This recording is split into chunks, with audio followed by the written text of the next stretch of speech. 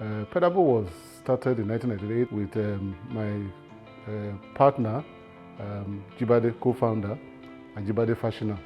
We were both working in our own SY audit firms. He was in Ernst & Young. I was with Babington Ashaya and Co. Thereafter, he left for one of the finance house.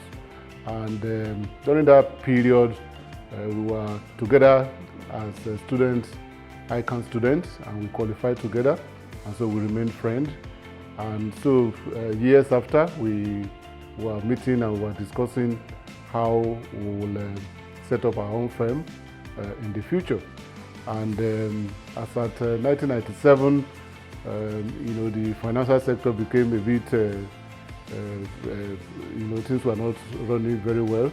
And of course, I was also have been in Babington Ashaya and already thinking of how I can move on, to set up mine. So we agreed that it's something that we should think about very well and see how we can set up our own firm.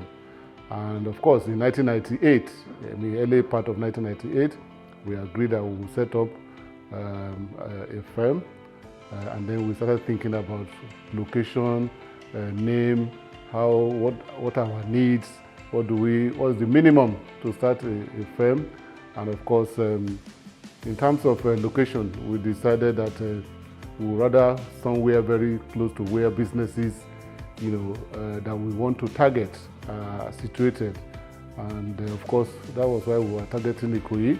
Then, of course, when it came to name, it took some time, but eventually we decided that we should just use the acronym of our children. I mean, my partner had 2 children at that time, and I had 1. Okay, so we just used the first 2 alphabets of those children. PE for Balumi, Buluwatife, and then Damilola, and that was how we formed the name. Of course, it's been a long journey, but we were strategic at the start, and that's why we are where we are today.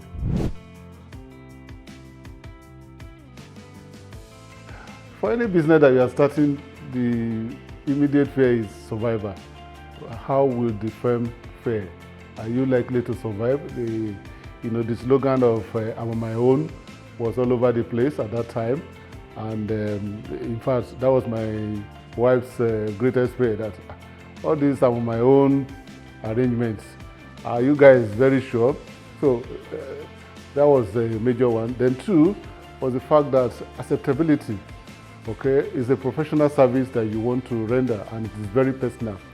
How will the business world react to your services?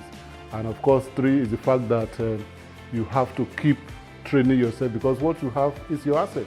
I mean, what you sell is your brain, what you know, and so you have to keep up. Those are things that were of concern, that we must be, on our toes at every time to be able to deliver, services that other bigger firms and older firms are delivering.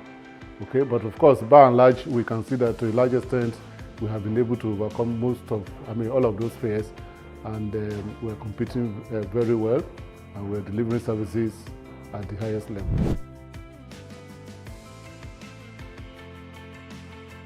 Definitely, there is no growth that is easy, but of course, when you set out with a very clear vision and objective and mission, and you pursue it in that manner, definitely the sky is the limit. So we started by engaging the friends that we already know. We put together a very good profile of what we have done, where we are coming from. I was in charge of tax. I was head of tax in Babington Ashaya, and as well as insolvency. I was a senior manager, and my partner has always been an auditor.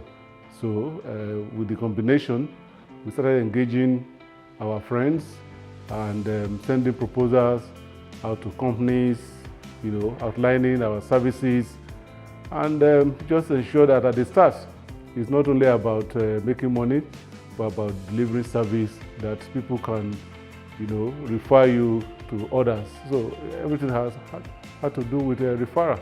But of course, we needed to have done things very well.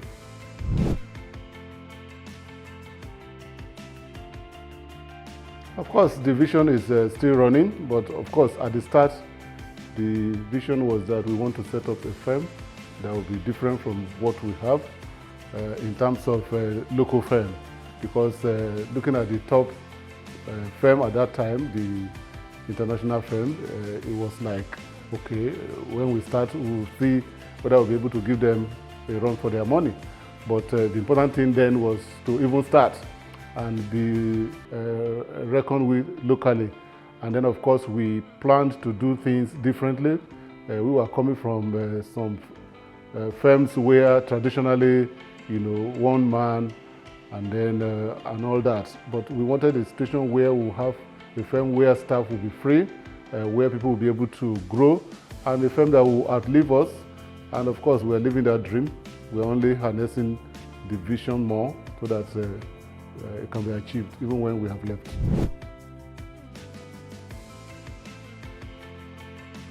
Of course, we have grown both in terms of services and in terms of that we offer to the public. Of course, we started off with tax and audit majorly. Of course, we extended to insolvency. Again, we move on to sectorial services. Management services is on board. We register with SEC, and we carry out most of those reporting services now. So and it's growing.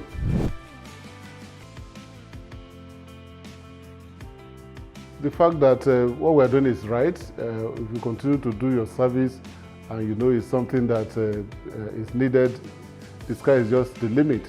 Of course, it's not like everything will just be smooth. And then along the line, initially when we started, it was tough in terms of having to get people to have confidence in you, to give you their job.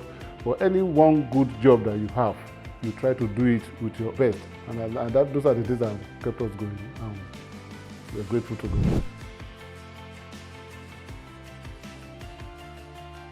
The fact that Pedabo has been able to compete with the older firms, okay, and quite a number have said that we are very high up in terms of ranking. The fact that we have been able to produce so many of ourselves in terms of those who have moved to the industry, the fact that the firm has grown from 2 of us that started to now 10 partners. The fact that the number of staff have grown from 3 to almost 160, 170 now. Those are very clear, achievement that one is proud of at any time.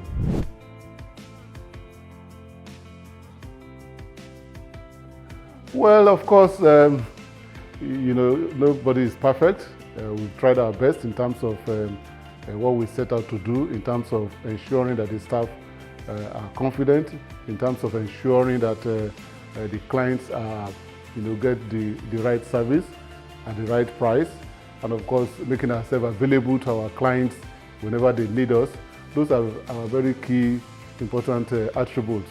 And so, looking back, those we will definitely want to maintain. But of course, maybe in terms of going to different locations in Nigeria, maybe we'll have, increased or fast-tracked our being known by, more companies and more Nigerians. But I don't think that really matters. But that will be something that we'll have focused more on a little bit more.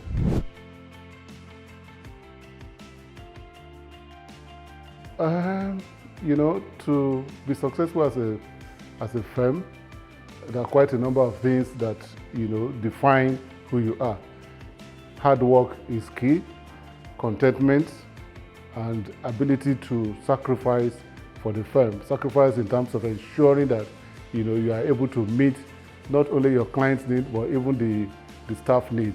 The fact that as partners, even the partners that we have that have joined us and the incoming one, okay, we see ourselves as families, we are our friends, and therefore those are legacies that we want to pass on. There, we have never had any financial, issues in terms of financial trouble, in terms of probably even unable to pay salaries. Those are sacrifices that we want to pass on, not just being selfish.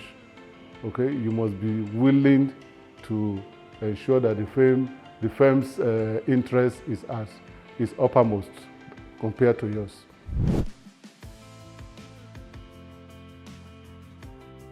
Well, business owners, whatever business you are going into, whether it is professional service, manufacturing, banking, any type of business, is to ensure that you live your vision and your mission. Pursue it with all your vigor. Again, I will go back to contentment with whatever you have, and also you have to be patient. Quite a number of our colleagues started and ran back into employment because they wanted to make money quick. Okay, there's always need for you to be patient, and as long as you continue to do the right thing for the right people, definitely the benefit will come at later dates.